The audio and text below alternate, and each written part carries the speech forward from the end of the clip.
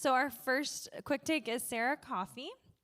Sarah Coffey is the programs director with 99 Balloons, where she equips and encourages churches and communities in the work of building inclusive communities so that every person is fully part of all they do. A friendship at 9 years old and continued friendships along the way led her to be part of Special Olympics and then work in special education, to becoming a caregiver for some of her closest friends experiencing disability and leading consulting disability ministries. Sarah and her husband live in Northwest Arkansas with their 2 dogs. Her biggest hope is that people may grow in proximity with one another and recognize the mutual value in our shared stories. Please join me in welcoming Sarah. Hi there. So in my very first week of college, I was a freshman in college, someone heard my story and invited me to a local ministry roof in reference to Mark 2, where the friends bring their friend through the roof to Jesus. And had it not been for all people in that story, they wouldn't have met Jesus. It goes both ways. I had many friends who had disability part of their story. As she shared, when I was 9 years old, that was one of my most significant friendships that kind of set me on this whole journey. But this week, the first week of my freshman year in college, I met so many good people at this disability ministry, and that was the first time I had ever heard of disability ministry in any form or any context in a church. That same first week, I met, let's see if it works, I met my friend, Miss Patty, through the roof. She's a friend to many, but she goes deep with a few. And she was actually the one who first pursued me in friendship. I went to an interest meeting, and she asked for the chair next to me to be moved so she could put her walker there.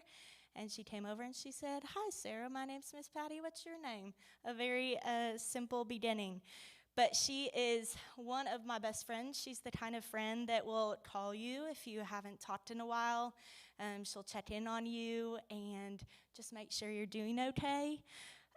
She loves a good cup of coffee and chatting and having fun. And she even became an honorary member of my dorm and joined us for all the events. Miss Patty is about double my age. She told me I could tell you that today. And I say it's just because she has double the wisdom that I do. So I'm very grateful for her friendship. And when I think of Miss Patty and a lot of the other good folks that I get to know, I think of their life and the people that they get to connect with. And what I recognize is that many of them have service providers and support staff in their life who have come and gone. But every single person with a disability or without, we all have the same innate need and desire to know and be known. And I got to experience that with her. And that is someone who sticks around. They have freely given relationships. There's no fine print to them. There's no exchange of money. It's just people who are there to stick with you in the good and the hard that life can bring. And don't get me wrong, so service providers and staff are so needed, and we're grateful for them and the work that they do. But I believe there is a huge gap that still exists to offer mutual, deep friendship found between people with and without disability, which is how I believe God intended us to live our life, to know each other. And I have noticed this, especially as folks move into adulthood. Those once supported by a kids ministry at a church often find themselves. Some churches are doing this really well, and some are working towards it. And it's good, but it's a slow and steady process. But they find themselves left with no place to go or connection point, and I believe that the church, that your community is perfectly suited to fill that gap that we find in this world. And that, one way of doing it is through one-to-one friendships. It's something we talk a lot about at 99 Balloons, of friendship between a person with disability and a person without, that they would one-to-one know each other, know the good parts of our life and the hard parts, the parts that you don't really like to share. And this gap, I don't believe, is going to be filled by a volunteer role. It's a gap filled by two people who meet and realize that within each other, they are meeting the very needs of one another to know and be known. To bridge people together so that they might experience a deep knowing of the people around them, to challenge one another to find their giftings in the local church, to have fun, to live full lives together, to be witnesses to all that get to know them. Because then, guys, I believe that the body of Christ is not just full and complete, which is a quote that I find myself saying a lot, but that we are living as mutual ministers to one another with disability and without disability. So to engage in this kind of relational ministry, I think we can all continue to grow in taking 3 different postures that I'd like to share with you towards this pursuit.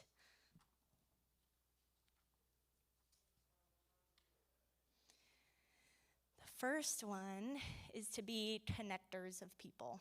As you look through the ministry context you're in, find common ground among the people you get to know. One of the most valuable phrases that I love telling people is, hey, I was thinking of you the other day, and I met someone who reminded me so much of you, and I would love for you to meet. Would you be willing to go to Coffey? Who doesn't love coffee? I hope everyone does. It's my last name, so we have to. But go to Coffey with one another and asking, I don't know why, I think there's great honor when someone in your life thinks of you throughout the week and they recognize when someone in their own life y'all might connect really well. And so I think that is a key part of the ministry that we get to do. Number 2, I'm calling all of us to be seekers, to seek out new connections. I believe we have a specific call to the most isolated people of our communities. I think there are so many people who are tucked away, who we don't know their stories, we don't know the good and the hard, and they deserve to be known. I think our ministries are composed a lot of people who are either living independently or they have a really wonderful parent or guardian who's supporting them, or they might have a staff member that's with them. But those folks may not have access to other connections or have access to some, but are still missing this deep connection that I hope and desire for all of us. And I ask all of us this question, but who are people that you have yet to know who are in the nursing homes in your community, who are in the group homes, the people who may not show up on a Sunday morning but are just as deserving to be there as anyone else? And ask, just a challenge for us all is to seek to find who is not there. So be seekers. And I was afraid that TSA would not let me through. Otherwise, I would have loved to bring an actual prop for an illustration. So I'm going to ask you to imagine with me. Imagine that I was holding a jar right here, or on the stand, however, and I had a big pile of rocks. And I, one by one, started putting the rocks into the jar. I believe these represent some of our disability ministries that are happening within churches. And what you might see, hope y'all are using your imagination because it's still not here, is that this jar is filled up with rocks, but you can almost start seeing through the gaps in the rocks. And I believe there are gaps in our disability ministries with the way that they are currently operated. The other piece, I believe, that if we put some sand through the rocks, it would go into the places that the larger rocks couldn't have gone. And I believe that that is what's happening with our disability ministries. The disability ministries can take up so much space and they can do so much good. But I think the one-to-oneness, this deep connection with people can bring us to the places and spaces that there are gaps in our community where people need to be known. And then we can seek out and pursue the most isolated individuals through that. Number 3, sorry this one isn't as pretty. I just didn't do it. But be in it for the long haul. That's my encouragement to you. This is slow and steady deep work that I believe reminds us of his kingdom come. Be reminded that you have people surrounding you and cheering you on, the people in this room, the people at this conference, the people in your communities. And ask God to identify places in your community that you haven't yet reached. Where are the places that the sand can go, that the rocks couldn't? Where can it fill those gaps? And to connect people in these one-to-one relationships will feel very slow and clunky, but I believe and I know from firsthand experience that it is good, worthwhile work for us to do together. I have waves that come over me where I recognize the profound impact of this friendship with Miss Patty in my life. And I'd love to share another story. You kind of heard a little bit about how we met. But let me pull up a picture. This is Miss Patty and I again. This was just last week. Got to go visit her and take her out for lunch. We now live an hour away from each other, which feels too far when we used to hang out multiple times a week in college. But a few years into our friendship, Miss Patty and I were hanging out at her apartment. She's the best decorated apartment. It's filled with Disney posters. She's the biggest fan I know, which I told her I'd be in Orlando, but I wasn't going, and she's very disappointed in me. But we were at her apartment, and she said, "Sarah, I have something for you." And she walked over to the corner of her apartment, and there was one of those metal locker cabinets, and she pulled something out, and it was a binder. And she walked across the room, and she brought it over to me and said, "Open it." And I said, "Patty, what is this? Is this your diary? Are you literally letting me read your diary right now?" And she laughed, and she's like, "Just open it." And inside, the first line, written in the most beautiful cursive handwriting, was, "This is the story of Patricia Lynn Vinson."